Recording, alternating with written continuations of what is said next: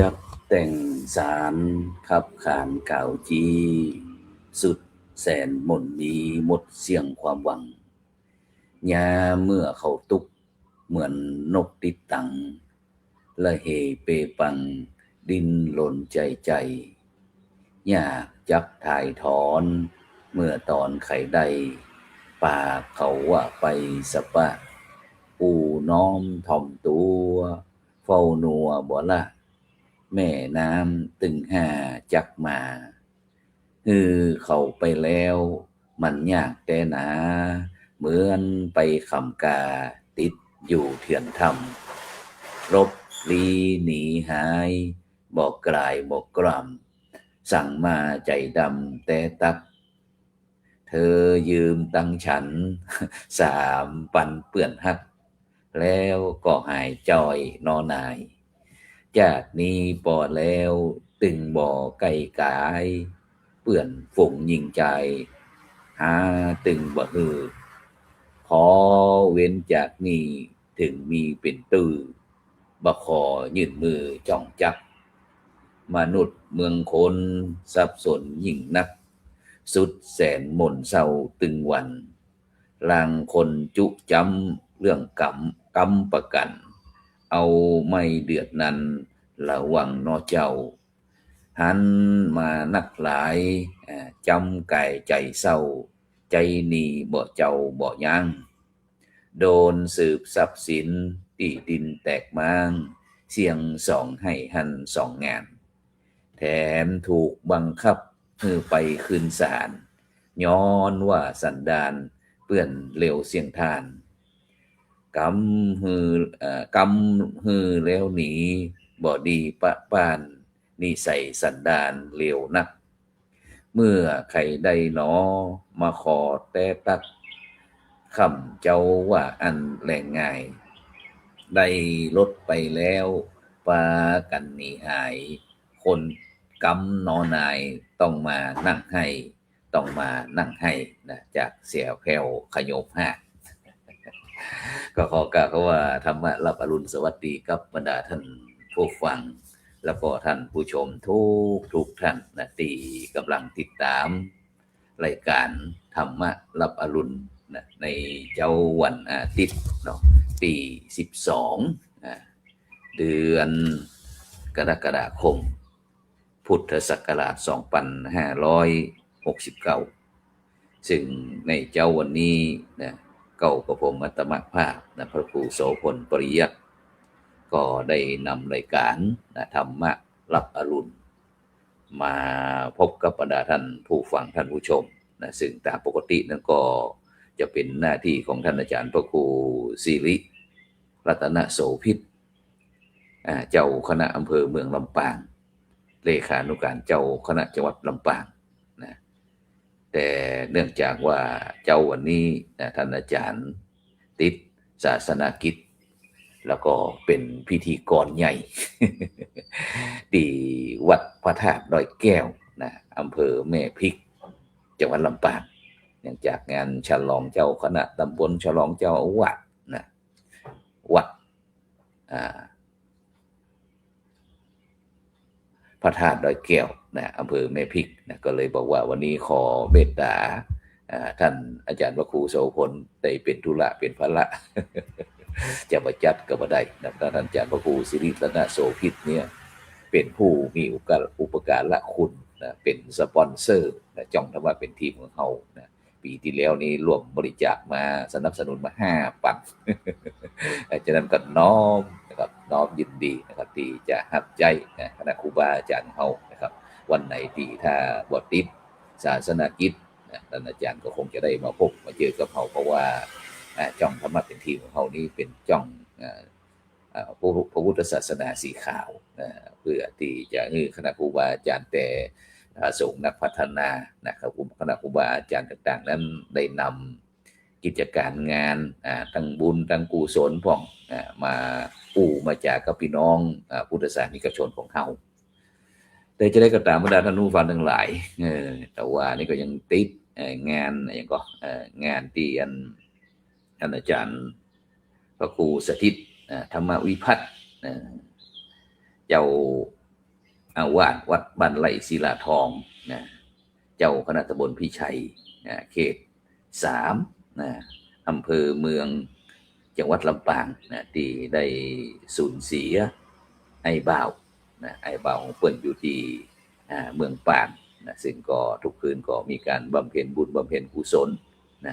ที่บ้านนี่ก็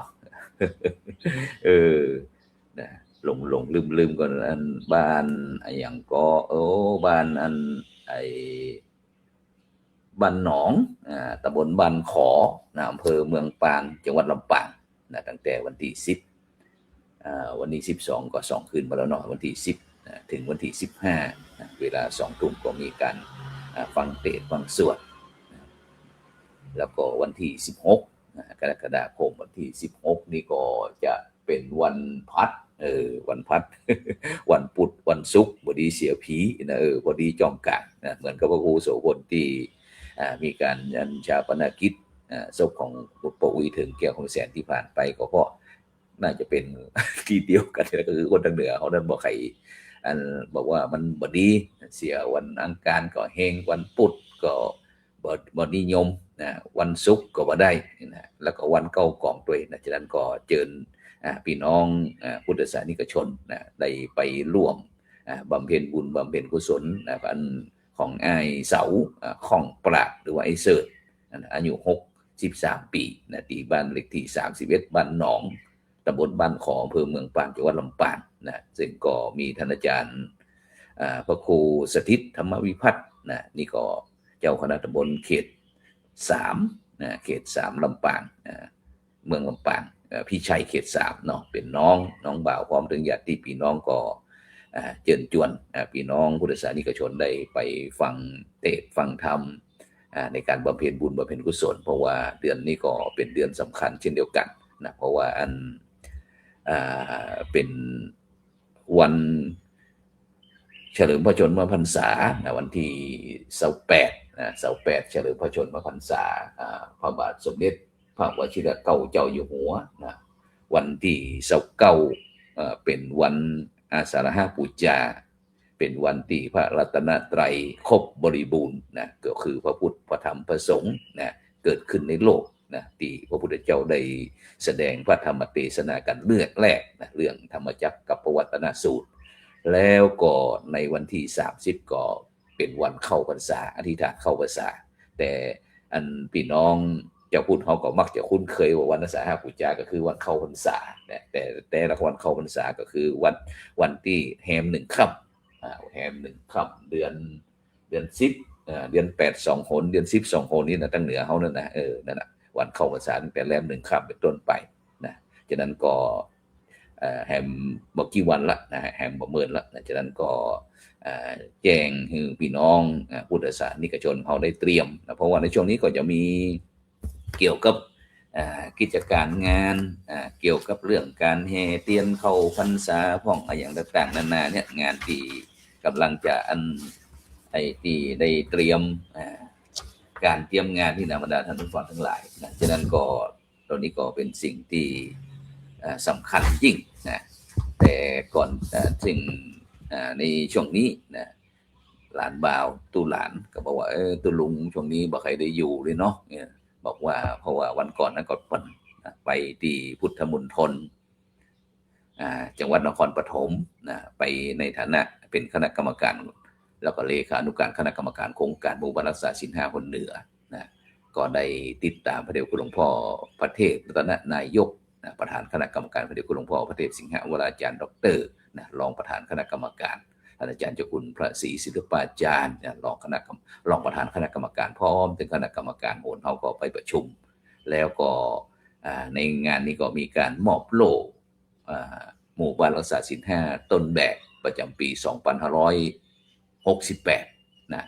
ทั่วประเทศนะไปจัดงานที่พุทธมณฑลนะแล้วก็ตามโครงการก็ได้มอบสินน้ำใจรางวัลน้ำใจกับพี่น้องหมู่บ้านรักษาศีล5ต้นแบบแล้วก็หมู่บ้านละ 10,000 บาทนะนี่ก็เป็นข่าวเกี่ยวกับโครงการหมู่บ้านรักษาศีล5นะประจำปี 2568 ซึ่ง 2569 นี้ก็จะเริ่มแล้วบรรดาท่านผู้ฟังทั้งหลายวันนั้นพระเดชพระคุณหลวงพ่อเจ้าพระคุณสมเด็จนะพระมหาราชมงคลมุนีประธานอำนวยการพร้อมถึงพระเดชพระคุณหลวงพ่อพัฒเทพพระพรหมเสนาบดีนะพระพรหมเสนาบดีนะที่ปรึกษากรรมการมหาเถรสมาคมรองประธานอำนวยการโครงการหมู่บ้านรักษาศีล5นะพร้อมถึงคณะกรรมการส่วนกลางแล้วก็ระดับโหนได้ร่วมประชุมกันนะซึ่งก็ได้แจ้งแต่ว่าไปลองแล้วว่าเนื่องจากที่บ่อยากเป็นธุระเป็นภาระ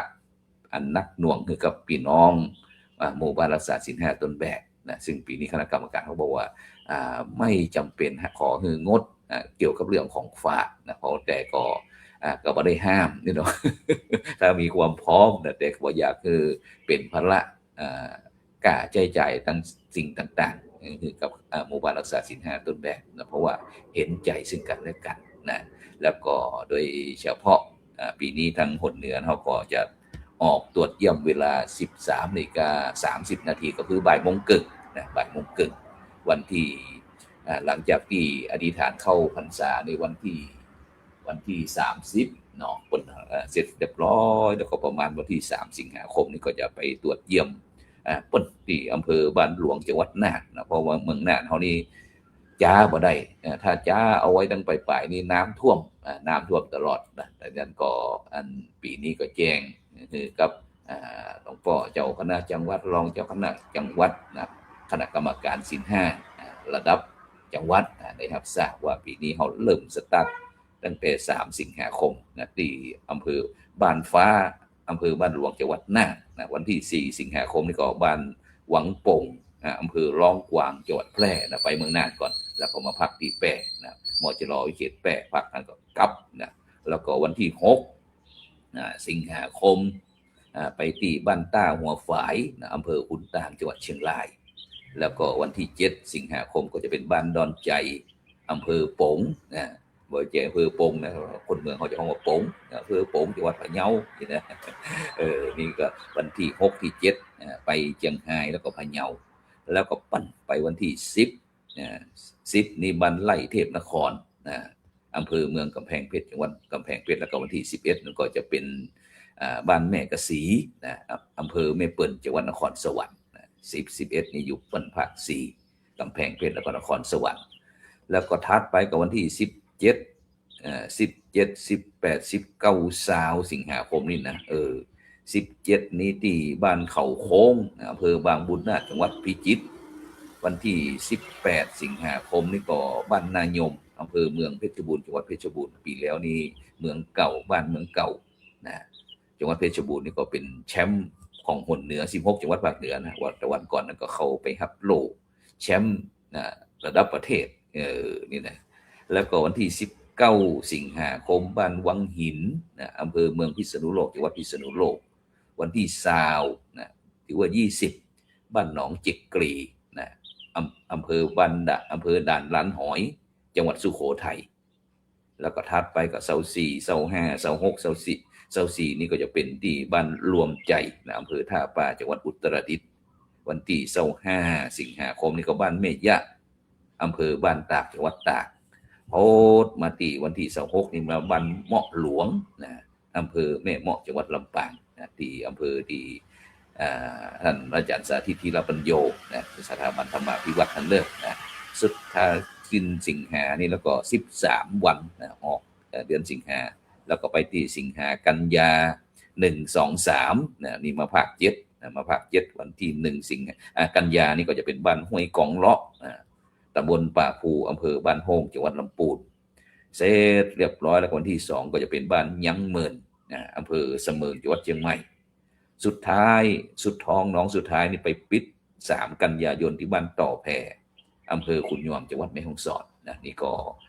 กำหนดการที่ตั้งคณะกรรมการคนเหนือได้กำหนดส่งไปยังจังหวัดต่างๆเพื่อที่จะได้เตรียมการในการที่จะรับการตรวจเยี่ยมโครงการหมู่บ้านรักษาศีล5ประจำปี2569จากนั้นก็ถ้ามีความเคลื่อนไหวจะได้ก็จะเชิญหมู่บ้านรักษาศีล5ต้นแบบมามาจ้ามาเอิ้นมากล่าวคือกับพี่น้อง FC ของเขาตั้งช่องธรรมะปฏิมของเขาได้รู้ว่าการที่เป็นหมู่บ้านรักษาศีล5เนี่ยจะต้องประพฤติปฏิบัติจะได้จากนั้นก็แน่นอนหลังจากที่เขาลงตัวพื้นที่เขาก็จะเอาคณะกรรมการหมู่บ้านรักษาศีล5ระดับหมู่บ้านมาในรายการของเขาในสังฆพัฒนาเพื่อประชาชนแต่จะได้กระตามบรรดาท่านผู้ฟังทั้งหลายตะกี้นั้นได้ถึงเรื่องข่าวตีเสียแพ้วขยมหาดเพราะว่าคันลมดีลงไปกับประนานเลยมาเป็นขยมหาดมาได้บวชสักกับซึ่งก็เปิ้นคนเหนือของเขาเปิ้นตะกี้ได้ถึงเรื่องอย่ากำเมืองเหนือเขาบอกว่าอย่าเป็นหนี้คือเป็นนายหน้าอย่าเป็นขี้ข้าคือเป็นนายประกันสิ่งนี้ก็ถอดรวมสรุปของเงินข่าวสารข่าวของเงินเสียแพ้วขยมหาดปนานเคินได้บวชสักกับแต่ว่านี่ก็พ่อครูแม่ครูจากสมาพันธ์กวีล้านนาของเขาปั้นไปเป็นกรรมการที่มหาวิทยาลัยราชภัฏลำปางด้วยการนำของนางฟ้าชาลีดร.จารุวรรณเหมือนจ่าพร้อมตึงคณะทีมงานท่านอาจารย์พระครูวิมลศิลปกิจบอกว่าครูรองเจ้าคณะที่เมืองเชียงรายนั่นบอกว่าวันนี้หมู่เขาอยู่เพหมดเลยวันบ่ได้ออกรายการเตี้ยก็บอกเป็นอย่างแต่ว่านี่ก็เลยนิมนต์คณะครูบาอาจารย์พระสงฆ์องค์เจ้าว่ามาจากันจากนั้นเขาก็จะหมุนเวียนเปลี่ยนไปแต่ว่านี่ก็พยายามที่จะติดต่ออาจารย์พระครูธีรสุทธพจน์พ่องท่านอาจารย์พระครูภาวนาเจตุยานุกิจพ่องคณะครูบาอาจารย์เขาที่มีองค์ความรู้เกี่ยวกับเรื่องประวัติศาสตร์ตั้งปืนบ้านล้านนาเขาเนี่ยจะมาว่าเล่าสู่หลานฟังฉะนั้นตะกี้เขาได้ถึงเรื่องอยากเป็นหนี้คือเป็นนายหน้าอยากเป็นขี้ข้าคือเป็นนายประกันนี่สรุปจากข่าวเสียแพ้วขยมหาฉะนั้นเนี่ยความหมายโดยสรุปแล้วก็เป็นการเตือนสติคือเฮาท่านทั้งหลายบ่ฮือค้ำประกันหนี้สินหรือว่ารับรองความประพฤติคือไผกระจังเพราะลูกหนี้หายหรือว่าบ่ยอมชำระหนี้ผู้ที่ค้ำประกันนั้นจะต้องตกระกำลำบากจะต้องรับผิดชอบจดใจหนี้สินซึ่งก็เปรียบเสมือนว่าเป็นขี้ข้าของคนอื่นในบรรดาท่านผู้ฟังทั้งหลายฉะนั้นก็ในยุคสมัยนี้ก็อันตรายน้อยหนึ่งในช่วงนี้ตั้งเฟซตั้งไลน์อย่างต่างก็คณะครูบาอาจารย์ของเขานั้นก็มักจะถูกก๊อปปี้จากเป็ดหลุมเนี่ยมาบอกว่าเป็ดที่อาศัยความตุกข์ของคนอื่นเนี่ยมาหาเงินหาทองโทรไปหาคนนั้นโทรไปหาคนนี้อย่างที่พระครูโสพลปริยัติก็เช่นเดียวกันมีการปลอมเฟซขึ้นมาบอกว่าพระครูมหาโสพลวัดอินทปัญญารามแล้วก็โทรไปหาแขกที่มาร่วมงานของผู้วิถึงของบอกว่าจะเป็นสจสสเป็นผู้ใหญ่บ้านกำนันต่างๆเดือดร้อนกันไปหมดเลยสิ่งพระครูโสพลก็ต้องรีบแก้ข่าวบอกว่านี่เป็นเฟซปลอมอย่างพระครูโสพลนี่บอกว่าไม่มีการยืมไม่มีการขอให้โอนทุกสิ่งทุกอย่างนี่คืออัตลักษณ์ของพระครูโสพลที่บ่เหมือนไผแล้วก็บ่เหมือนบ่มีไผเหมือนเพราะว่าจะค่อนข้างเอาเกิดมาจากนี่เป็นพระอุดมการณ์อุดมการณ์ในทางพุทธศาสนาของเขาก็คือเรื่องความหลุดพ้นฉะนั้นเนี่ยบรรดาท่านผู้ฟังทั้งหลายคนเจ้าพูดของเขาถ้าอยู่ในยุคสมัยนี้ถ้าบุคคลใดท่านใดเป็นคนในศีลกินในธรรม ที่ก็ย่อมที่จะมีความสุขนะฉะนั้นพระพุทธเจ้าได้ตรัสว่าธรรมะกาโมภวังโหติธรรมะเทศสีปะละภโวซึ่งแปลใจความว่าผู้ใดใคร่ธรรมเป็นผู้เจริญผู้ใดเกลียดธรรมเป็นผู้เสี่ยงเพราะฉะนั้นเนี่ยบรรดาท่านผู้ฟังทั้งหลายคนมีธรรมะหรือปฏิบัติตามธรรมเป็นผู้ที่มีจิตใจเจริญได้ชื่อว่าเจริญโดยธรรมเพราะว่าจะเป็นธรรมดีตั้งกายตั้งวาจาตั้งใจแล้วก็เจริญโดยปัญญารู้ดีทำดีรู้ชั่วเว้นชั่วนะการกระทำต่างๆของบุคคลที่มีธรรมะมีถูกเป็นส่วนใหญ่ผิดเป็นส่วนน้อยหรืออาจจะบ่มีผิดเลยนะมีแต่ความเจริญการแก้ไขปรับปรุงตนเองเสมอถือว่าเป็นเรื่องสำคัญเป็นนิสัยของคนที่เจริญแล้วนะเป็นคนที่เจริญแล้วนะฉะนั้นเนี่ยบรรดาท่านผู้ฟังทั้งหลายนะคนเจริญแล้วเนี่ยชอบมีการประเมินตนเองนะประเมินตนเองอยู่ตลอดเวลาคอยสอดส่องดูแลเรื่องข้อผิดพลาดการดำเนินชีวิตของตนเองเสร็จเรียบร้อยก็นำมาปรับปรุงแก้ไขฟังจากญาติพี่น้องกัลยาณมิตรกัลยาณธรรมต่างๆว่าจะนั้นดีเด้อจะนั้นบ่ดีเด้อนะเมื่อฟังแล้วก็ไปพินิจพิจารณาว่าเฮาได้ประพฤติปฏิบัติอย่างนั้นก่อนถ้าเฮาประพฤติปฏิบัติทำให้คนอื่นเดือดร้อนตนเองก็เดือดร้อนก็นำไปปรับปรุงแก้ไขแต่หลายท่านหลายคนก็อาจจะบรรดาท่านผู้ฟังทั้งหลายบอกฟังฟ้าฟังผีฟังพรหมฟังพระสงฆ์องค์เจ้าบอกฟังครูบาอาจารย์สักสิ่งสักอย่างนะเพราะอย่างหลงว่าตนเองเนี่ยมีอำนาจตนเองเป็นใหญ่เพราะตนเองเนี่ยเป็นคนดีเป็นคนที่มีศีลมีธรรมนะไม่ได้สนใจฟังใครสักสิ่งสักอย่างนะฉะนั้นเนี่ยการที่แม้แต่กระทั่งพระพุทธเจ้าก็ได้ตรัสเกี่ยวกับเรื่องการที่เขาจะเชื่ออย่างในจะเชื่อจะทำการดำเนินชีวิตจะได้ต่างๆเนี่ยจะฟังเชื่อนะเพราะว่าที่ได้ตรัสใน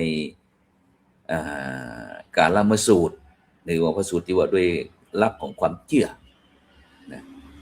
ไว้10อย่างก็คืออย่าปรงใจเชื่อโดยการฟังโดยกันมา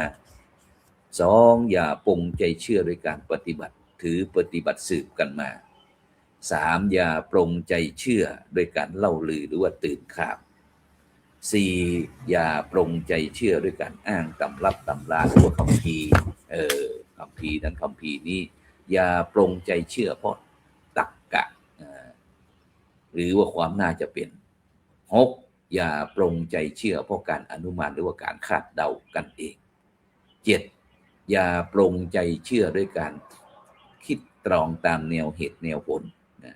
8อย่าปรงใจเชื่อนะเพราะเข้ากันได้กับทฤษฎีที่เขาได้พิจารณาไว้แล้วนะหรือว่าตรงกับความคิดของตนเองเนี่ย9อย่าปรงใจเชื่อนะเพราะมองเห็นรูปลักษณ์น่าจะเป็นไปได้โอ้หน้าตานี่แน่นอนละนะพระอริยสงฆ์ละ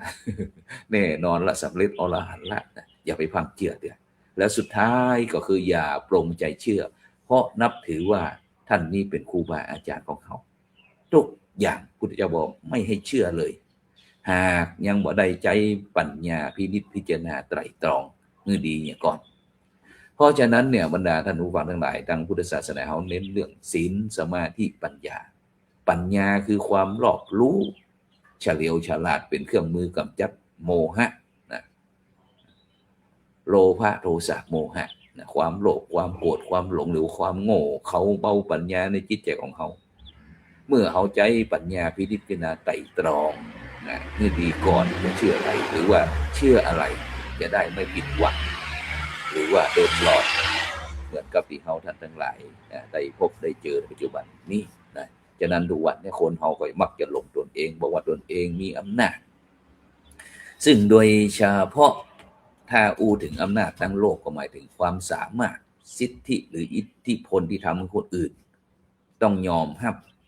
ตามตนเองแบ่งออกเป็นสองก็คือเรื่องอำนาจตามกฎหมายนะซึ่งเป็นสิทธิที่กำหนดไว้ชัดเจน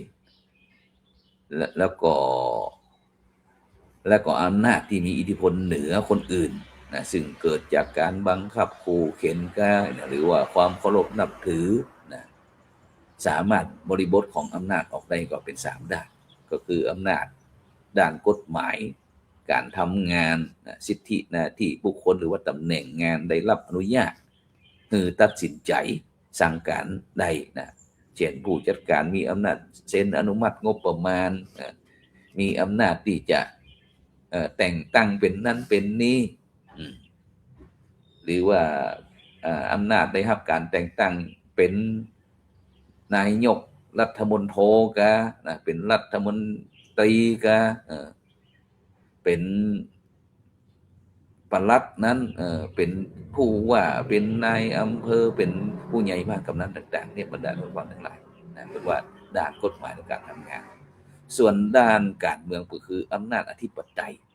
ซึ่งเป็นอำนาจสูงสุดในการปกครองนะอย่างที่เป็นกรณี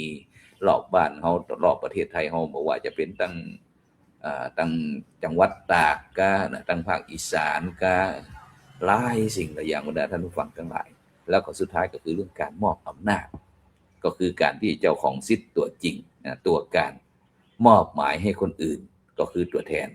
ทำหน้าที่จัดเป็นธุระแทนโดยผลกระทำนั้นถือว่าเป็นสิทธิ์ทำด้วยตนเองซึ่งต้องมีหนังสือมอบอำนาจเป็นหลักฐานนะเพราะฉะนั้นเนี่ยบรรดาท่านผู้ฟังทั้งหลายตะกี้เขาได้อู้ถึงเรื่องอำนาจแล้วก็ฉะนั้นแต่อำนาจทางศีลทางธรรมก็คือการได้ยอมรับนะคือการได้ยอมรับจากคนอื่นคือเป็นผู้นำหรือว่าผู้ชี้ทาง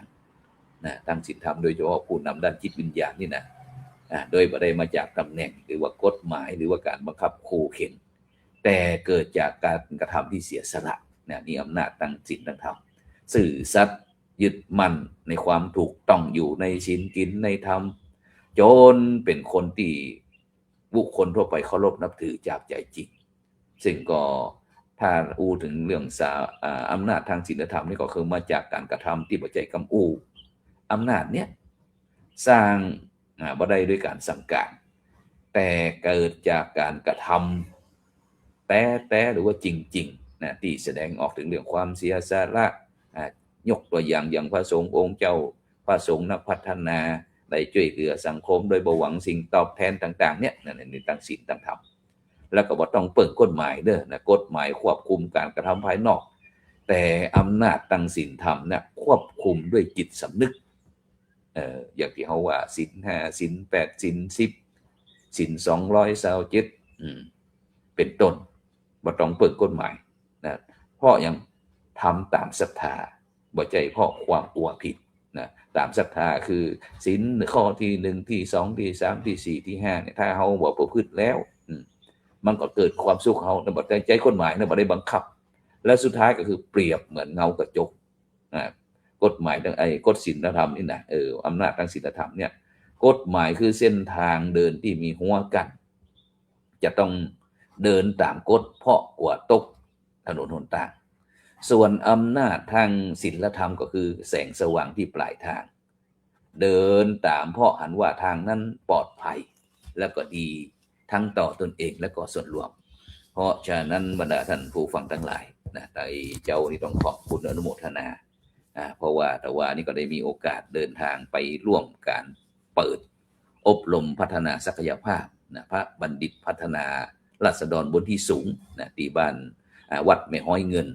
ตำบลแม่ห้อยเงินอำเภอดอยสะเก็ดจังหวัดเชียงใหม่นะระหว่างวันที่10ถึงวันที่12นะวันที่12ก็จะไปถวายแผงโซล่าเซลล์พร้อมตึงเตียนเข้าพรรษาพร้อมนะพร้อมตึงเสนาสนะต่างๆคือพระบัณฑิตพัฒนาราษฎรบนพื้นที่สูงจากจังหวัดเชียงใหม่นะ15แห่งเชียงราย8แห่งลำปาง2แห่งแล้วก็แม่ฮ่องสอน8นะนี่ก็คือ โครงการที่ทางคณะสงฆ์รวมกับมหาวิทยาลัยมหาจุฬาลงกรณราชวิทยาลัยเขตเชียงใหม่ของเราได้ไปทำกันนะซึ่งพระครูโสพลปริยัติก็เป็นคณะผู้บริหารเกี่ยวกับเรื่องโครงการพระบัณฑิตพัฒนาราษฎรผลดีสูงพร้อมตั้งเป็นตึงคณะผู้บริหารพระสอนศิลธรรมในโรงเรียนและที่สำคัญคือเป็นผู้ทรงคุณวุฒิเกี่ยวกับด้านวิชาการของมหาวิทยาลัยมหาจุฬาลงกรณราชวิทยาลัยเขตเชียงใหม่นะฉะนั้นก็เลยนำข่าวสารมามาจามาเอิญมากล่าวคือบรรดาท่านผู้ฟังท่านผู้ชมได้รับฟังแล้วก็วันพรุ่งนี้ตอนเจ้าก็จะไปฟังผลเอ็กซเรย์ปอดประจำปีที่โรงพยาบาลมหาราชนครเชียงใหม่ในภาคบ่ายก็จะติดตามพระเดชพระคุณหลวงพ่อประเทศสิงหวราจารย์พร้อมถึงผู้อำนวยการสำนักงานพุทธศาสนาจังหวัดเชียงใหม่วัฒนธรรมจังหวัดเชียงใหม่พร้อมถึงเจ้าหน้าที่คณะกรรมการโครงการวัดประชารัฐสร้างสุขเดินทางไปที่วัดม่อนดอยแก้วอำเภอดอยหลอกจังหวัดเชียงใหม่ของเขาเสร็จแล้วก็จะมาที่เสร็จจากบ้านม่อนดอยแก้วแล้วก็จะมาที่วัดบ้านกิ่วแลน้อยตำบลบ้านแม่อำเภอสันป่าตองจังหวัดเชียงใหม่เรื่องโครงการวัดประชารัฐสร้างสุขนี่ก็เป็นระดับจังหวัดซึ่งก็จะต้องออกตรวจเยี่ยมให้กำลังใจเพราะว่าโครงการวัดประชารัฐสร้างสุขนี่ก็คือเรื่องการพัฒนาวัด5 สสร้างสะอาดสะดวกสงบเสงี่ยมสบายสะดวกสบายทุกสิ่งทุกอย่างวัดสะอาดนี่คือการประเมินพัฒนาวัดโดยเฉพาะมีหลวงพ่อเจ้าอาวาสเป็นที่สำคัญส่วนโครงการหมู่บ้านรักษาศีล 5นั้นก็จะเป็นการพัฒนาหมู่บ้านซึ่งก็จะเป็นปหลวงฉะนั้นก็ต้องขอบคุณอนุโมทนากับหมู่บ้านคณะกรรมการหมู่บ้านรักษาศีล 5ทุกหมู่บ้านแล้วก็โครงการวัดประชารัฐสร้างสุขเจ้าอาวาสหลวงพ่อเจ้าอาวาสทุกวัดของคณะสงฆ์ไทยเขาที่ได้เสียสละในการที่จะเป้าหมายก็คือเรื่องการที่เขาจะพัฒนาต่างๆโลกแล้วก็ตั้งธรรมโดยบัวบ่ฮือจำธรรมบ่ฮือคุณแล้วก็จะทำให้พี่น้องพุทธศาสนิกชนพร้อมถึงเพื่อนร่วมโลกทุกผู้ทุกคนทุกสรรพสัตว์ทุกชีวิตอยู่กันอย่างสันติสุขสะอาดสว่างสงบแล้วก็จบปัญหาฉะนั้นก็เจ้านี้เวลาหมดเวลานำรายการจากบรรดาท่านผู้ฟังไปก่อนแล้วก็แมลงนี้เดี๋ยวก็คงจะมีเรื่องเห็นธรรมเห็นเราเห็นธรรมซึ่งจะเป็นคณะครูบาอาจารย์รูปใดก็ติดตามกันแล้วกันฉะนั้นก็เจ้าวันนี้ขอกล่าวเขาว่าอายุวันโนสุขังพลัง